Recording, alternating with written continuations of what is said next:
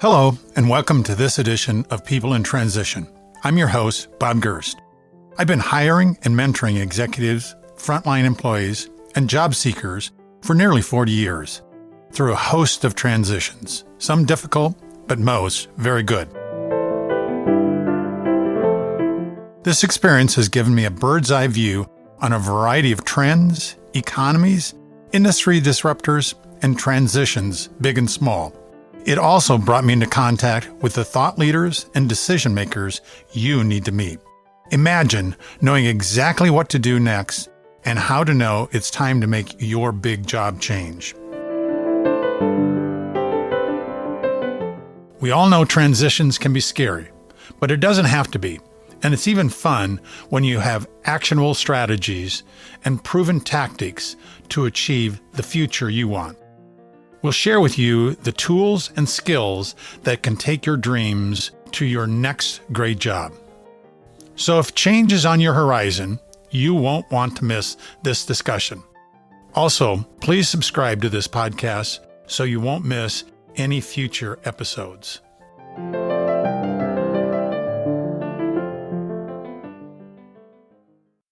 Emily Rogers, I am so pleased that we have the opportunity to talk today. Ever since we have started our conversations, I've learned so much from you, and I knew that today was going to be another winner day. So thank you for joining us. Thank you, Bob. I'm really, really excited to be here with you and your audience today. Emily, one of the things that I always want to help the listeners know and understand my guest a little bit better. And so one of the ways to do that is for you to tell us, when you were younger, what was it that you wanted to be when you grew up? Yeah, it's funny. When I tuned into your other podcast, I heard this question being asked and it made me think. I actually wanted to be a psychologist, and I unfortunately was never smart enough to get the grades to get through. So I did all my undergrad in psychology, but never got through to honours and therefore a career in psychology. So I thought, well, I could do it from a different perspective, and I could build the rehabilitation centre and support neuropsychology a different way. And so I studied hospitality, and then subsequently in my first job in the hotel got into the human resources team and started a career in human resources off the back of that, and then my coaching career off the back of that. So it's been an adaptation from the grounding of wanting to be a psychologist. And describe some of those transition moments that you went through from that time when you thought you were going to be a psychologist to your coaching practice. And I think my transitions, they feel unique to you at the time, but actually I think it's probably quite common to what a lot of people go through. You find these setbacks, and the year that I tried to get into honours, it just happened to be the year that everyone was doing their double degrees, law and psychology or whatever they were doing. And it wasn't an option for me because I, as I said, didn't quite have the smarts. But finding that way to say, okay, if I can't do neuropsychology because my nana had a stroke, if I can't do neuropsychology from that perspective, how can I help people rehabilitate? And so I went at it from a sort of a hospitality focus of, well, if you build the right facility, then people's rehabilitation is faster, and maybe that's an option. So I entered into a whole lot of business award programs and that sort of thing, and then actually got a job in a hotel and got seconded into the HR team, which was not something I ever really understood prior to that, and loved what I did and loved what I was doing, and was fortunate the next role I got was the PA to the global HR director in a really large organisation. And I learned, I guess, then how to become a business partner and how to serve a customer really, really effectively. And so kind of said goodbye to the neuropsychology stuff, but said hello to the organisational psychology stuff without the degree behind it. Started my HR career, but then through life, my husband got moved into Asia, and I could work initially in human resources in Hong Kong very easily, but as we moved into India and then subsequently China and Taiwan, I couldn't work. And so having to let go of my career ambitions but find a new focus, I actually started volunteering, which a lot of people do when they live abroad and are a trailing spouse, for want of a better word. And in Taiwan, I started my business and really focused in my skills as a coach and started that. So kind of haphazard, not accidental, but in a way of just wanting to keep moving forward and finding the next step that I could take that made sense for me in the current environment. Emily, when you're coaching some of your clients about career changes, life transitions, personal transformation, what do you tell them that they need to do? What's the 1, 2, 3 steps that they need to keep in mind? I think the one thing I always start with when I'm working with people is to understand that through transition, there is a normal phase you're going to go through. I guess it depends on why you're in transition as well. If you've been made redundant, it's kind of out of your control. But normally, if you are looking for something different, maybe it's a promotion, maybe it's a career change, maybe you want to start your own business, it's normally going to show up in your life in the way you treat yourself and the way you treat the people around you. And for me, it was yelling at my kids, and it was an awful way to be, and I didn't want to be that way. But then understanding that it was because I was dissatisfied in what I was doing, it was showing up that way. And so I start there with my clients and understanding that when we go through transition, there are normal things that are going to happen. Your mindset is going to start to play games with you, and understanding that that's okay and it is normal. And then the first actual step is getting into knowing what your strengths are. And once you know your strengths, you can start to build the rest of your transition from there. You once told me that rediscovering your aspirations to lead you to your next great job was an important concept.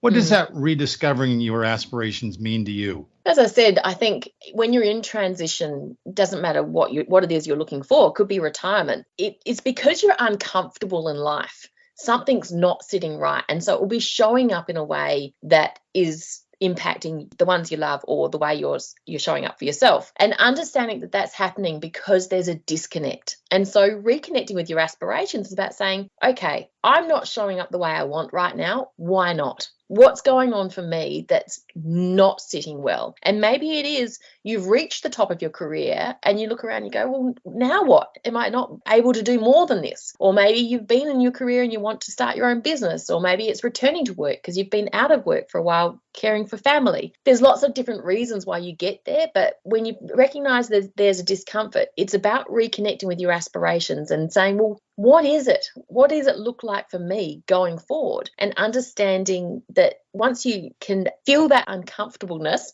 recognize the uncomfortableness, and then start to ask your question, what next? Then you can start to reconnect with your aspirations and start to move yourself forward.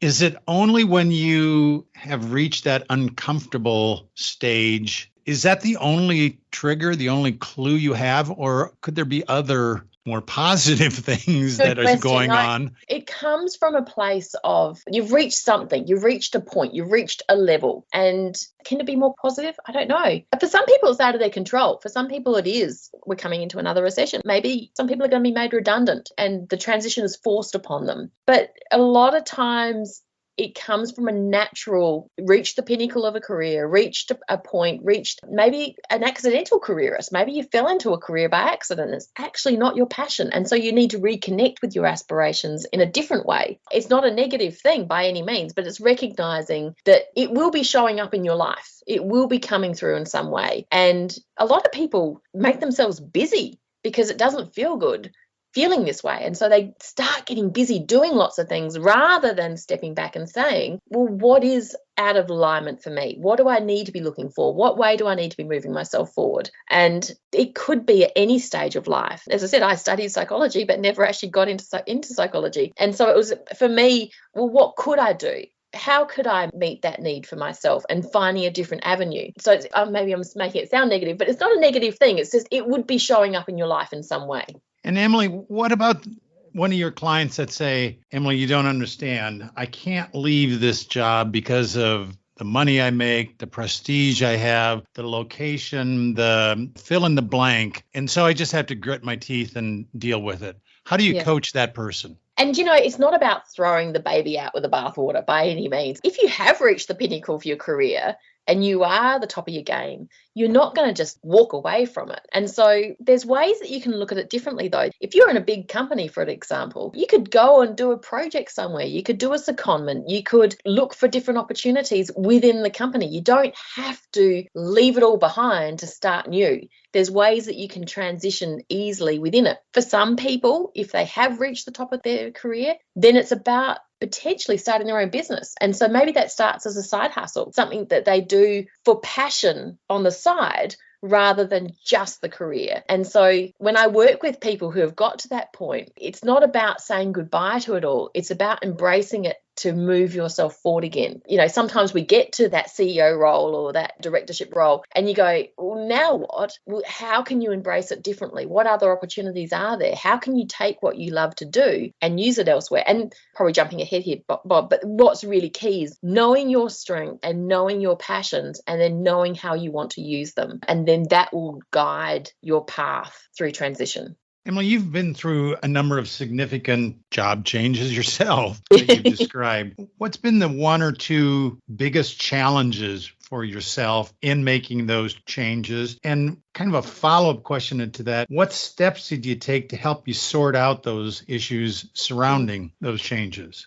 It can feel really hard. And for me, I think I lost a bit of confidence in myself as well. And as much as you know that you've got some innate capability, sometimes when you're shifting and making these changes, you can lose sight of that. And I think one of the things I did when I was pondering my next step and my business was the outcome was to actually ask other people, what do you see as my strengths? And asking that open question actually opened up doors that I hadn't imagined for myself. And so that transition can come with a feeling of loss. As I said, my confidence took a bit of a battering for a while. But if you open yourself up to, well, what could the possibilities be? And you reach out, not even just family or friends, but ex-colleagues, ex-bosses. If you were a leader, some team members in your team, what are their perspectives on what your strengths are? And then stepping back and saying, well, then how could I use those to move myself forward? And when I work with clients and we start with strengths identification, then you ask yourself two questions. If these are my key strengths, how do I want them to show up in my life? And how do I want to use them to serve others? And if you can answer those two questions, then you start to get a steer on where you want to go next. That loss of confidence, some have labeled that the imposter syndrome. One of the times that I was made redundant, and I had a very senior role, thousands of employees, and then my position was eliminated. And I remember thinking to myself, people used to fight to get onto my calendar, and now I have to fight to have anyone even talk with me. Yes. Therefore, that's the key word, therefore I must be bad. And you need to kind of decouple those. You do. Right? Yeah. And I think, Bob, you've touched on, imposter syndrome, it never actually goes away. When we can hone in on our strengths and start to rebuild our confidence, we are able to deal with it more effectively, but it doesn't go away. It doesn't ever stop. And I think if your listeners are feeling that erosion of confidence, and as you said, maybe the tables have turned a bit, that's okay. It's normal, but just come back to, well, what are my strengths? What are my passions? How do I want to use these? What does it look like for me? And if you can ground yourself there, then when imposter syndrome does show up, you can say, well, that's okay. I'm moving forward. I'm taking the next step. You can deal with it differently rather than letting it overwhelm and consume you, because imposter syndrome is huge for all of us at all stages of life. It never goes away. Emily, if you were coaching one of my listeners who maybe they have recently been made redundant, unemployed right now, they say, someone asked me the question when I meet them, so Bob, what do you do? And right now I'm not doing anything. How do you coach that person through that? I've actually just had a very similar conversation last week with a client. I think the one thing, anyone getting made redundant at the moment, and I think there's going to be more and more, unfortunately, the talent shortage hasn't gone away. So know that in your heart, that this talent shortage is still here. It's not going away. There is still a dearth of good people out there. So when you're meeting people and they're asking, what do you do? Hone in on what your strengths are. Hey, maybe you had a role in communications and you've just been made redundant from your communications department. So what do you do? Actually, I'm a really good writer. I love telling stories, and hone in on what those strengths are. Maybe you're in a finance team and you get made redundant and you meet someone, you're trying to put yourself out there, you're trying to reconnect with your network, and they say, well, what are you up to? Well, I had this role, it changed, but my passion, it's really finding ways to optimize the profits or finding ways to optimize how we can do such and such. If you can come back to those strengths, if you can zero in on those, when you meet people, that's what you share, because the talent shortage is not going away. We've still got all these baby boomers about to retire. So You just need to find the right person who's looking for that skill set or those strengths, and the doors will start to open for you. Imposter syndrome is going to sneak in. All those negative feelings are going to sneak in. But come back to those strengths, zero in on them and share those and why they excite you. And you never know what doors are going to open up. Is knowing those strengths, is that why you need to know yourself well to be effective in the recruiting process? Yeah, absolutely. And I don't want to go too much into detail, but make sure that your CV highlights those strengths. So don't just list what you were responsible for in your previous roles. Highlight the achievements and how your strengths came through in doing that. When you get to interview, when they ask the questions about how do you manage a difficult relationship? Well, actually, my strength is communication and I like to connect with people and Bring through those strengths in every aspect of the recruitment process, because that's going to show why you are the best person for the role. And it's only those 2 or 3 top strengths. You don't want a full list. Just those 2 or 3 things that are yours that make you really unique and make you excel in life. They're the ones that you zero in on. Emily, what are the 1 or 2 or 3 things that you think hold most people back from being successful during their job search? Confidence.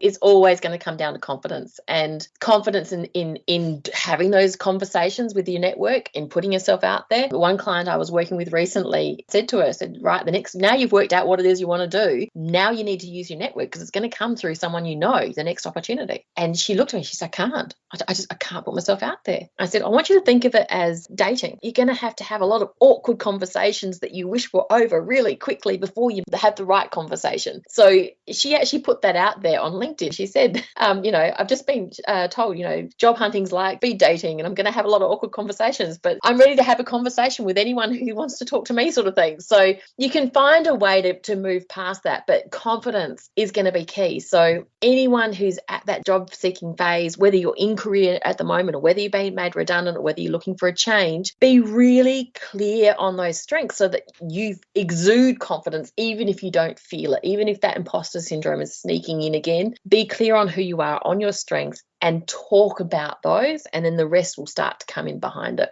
I don't know if you've thought about this or even have had any experience with it, but any thoughts on the role of artificial intelligence in the recruiting process and specifically to help the candidate? Yeah, do you know, I found a client I'm working with at the moment, she's at the stage of job hunting and she's not getting through to interview stage. And when we looked at the CV she's been using, she had a whole lot of dates in it. And I think artificial intelligence, I think more of those online applications, they're using AI to do the screening for them. And if you've got something in there that doesn't look right because they're ageist or whatever, or they haven't thought to override that in the selection process, I think you can be kicked out. So in terms of a candidate making it look good for them, you don't have to have the date you went to university. Just what you did and where you went is important. You don't have to have the dates of all your jobs past the recent 2 or 3, depending on how long you've been in the job. So you could just list what you did and explore it during interview process. There's ways that you can really enhance your opportunities by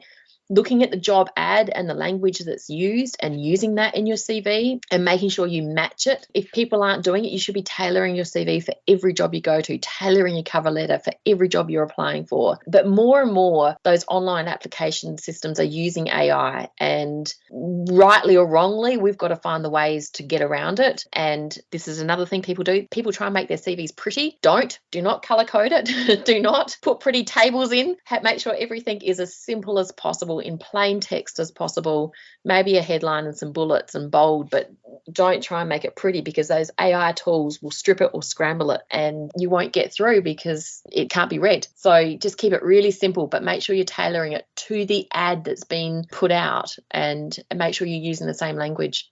As you're talking about resumes, that leads us to the next part of the application, cover letters. Yes or no on your part, and why? Yes, short and simple, but really highlighting why you want to work for that organization, what your strengths will do in that organization. It doesn't need to be long, but it needs to be really specific. You really want to open up the conversation for the interview process. And if you can nail that, why you want to work for the organization and how your strengths will serve in that organization, then they're interested to pursue that and learn more about you. Emily, effective communication is an important part of a job transition. Mm. How have you coached your clients to get better as communicators so that they stand out in the crowd? Bob, that's a great question. Again, thinking about the recent client work I've done, we actually practice. So when they're going in for networking opportunities, we practice those first two lines that they might use about why they're looking for an opportunity at the moment. So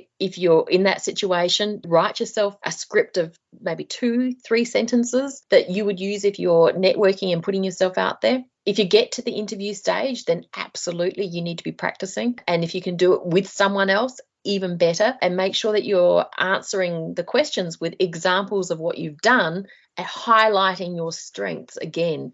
And you can always wrap up and say, and I see it working for your organization in this way, but make sure you're using real examples to start with. And then the written communication, as I said, with the cover letter, with the CV, having scripts for yourself when you're networking, when you're putting yourself out there, it all helps build your confidence. And that will be the biggest barrier, is your confidence. So just get really comfortable with those strengths, get really comfortable on what it is you want to serve, and really show up on those 2 or 3 sentences that highlight where you're at now and why you're in the situation and how you're going to serve, or how you can see yourself being best positioned. Emily, how do you coach your clients to prepare for an interview? What are the things that they should prepare? And a ballpark of how long do you think that preparation might take before that big interview takes place?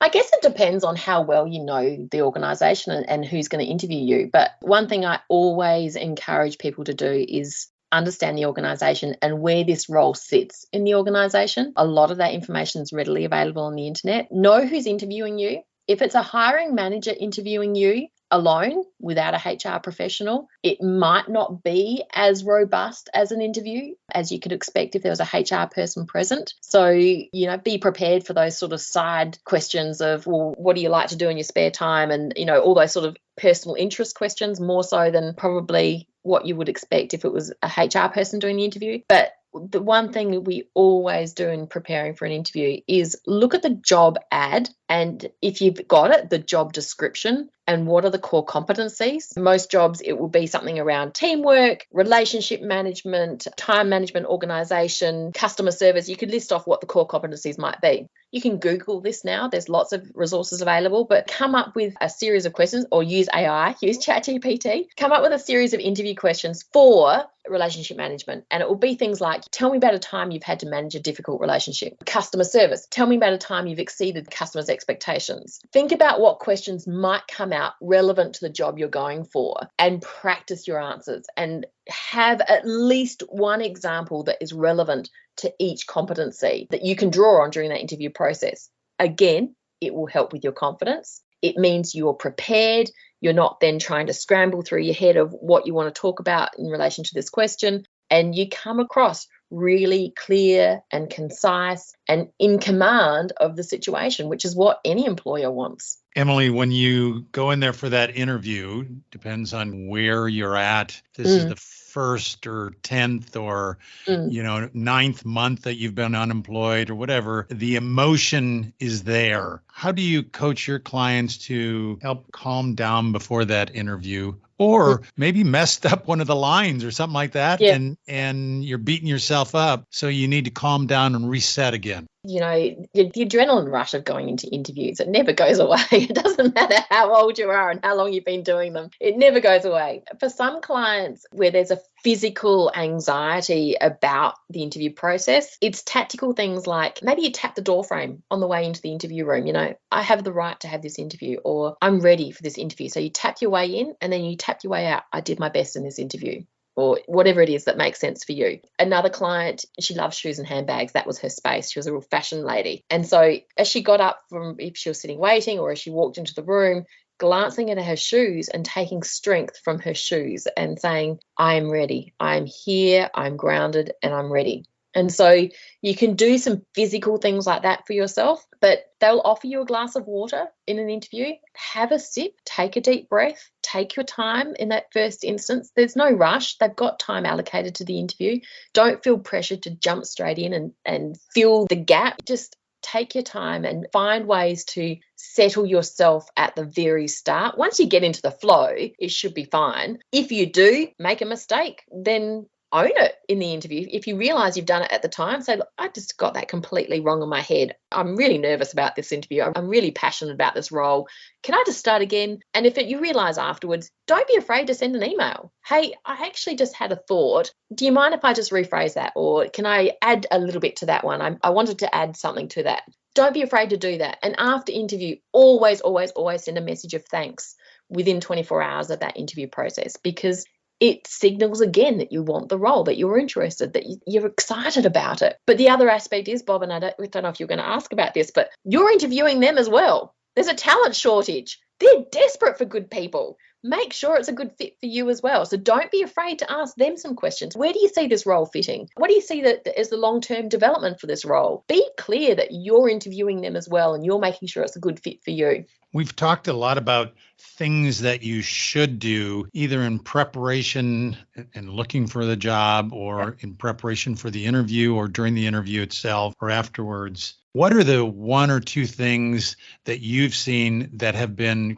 the biggest problems that someone might have done in any of those points in time that is going to be difficult for them to recover from? And I just want to kind of paint the picture to our listeners to try to stay away from these items. Yeah, good question. I think, when people make a genuine mistake in an interview, we're all human, and that's absolutely acceptable. Don't be afraid of that.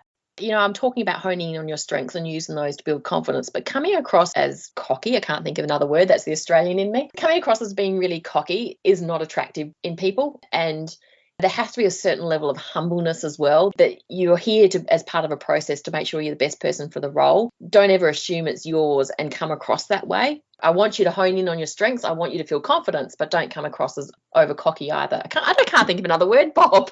Sorry. That one works. Okay, good.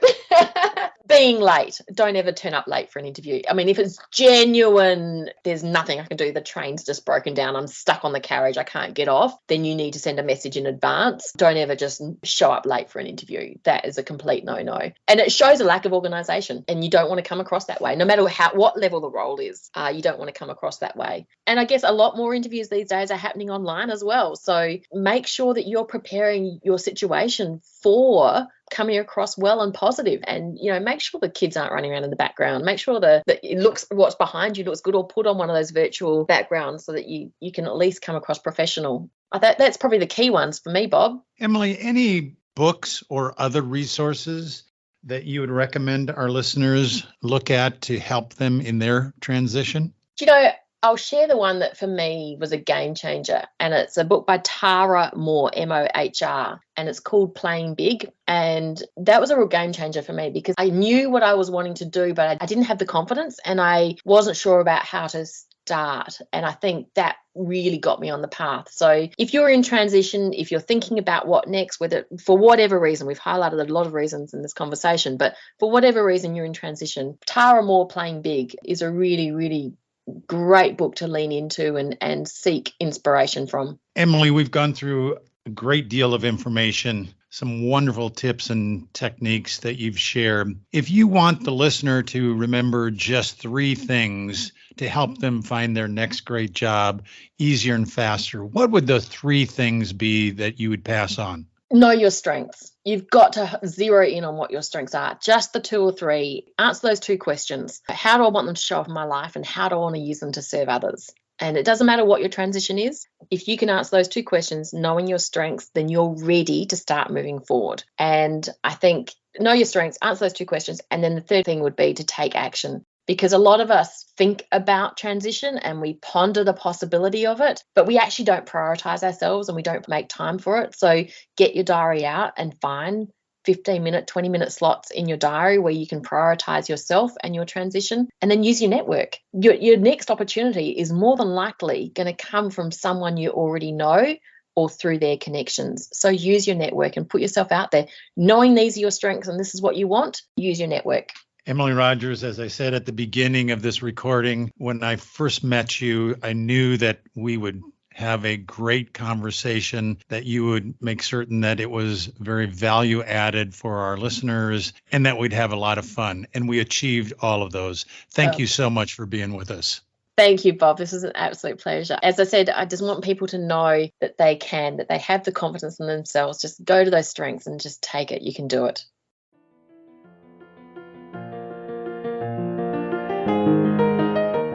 Thank you for listening. We're working in unprecedented times. The purpose of these episodes is to give you the support and critical tools to adjust with the changing marketplace. I'll continue to introduce you to guests who have successfully survived their own obstacle course and can share useful information. If today's message was helpful to you, please share it on your social media. Your review and rating helps get this to more people. Also, if you have questions or podcast ideas for future conversations, reach out to me on LinkedIn. Change is constant. The more prepared you are for it, the better and easier the change will occur.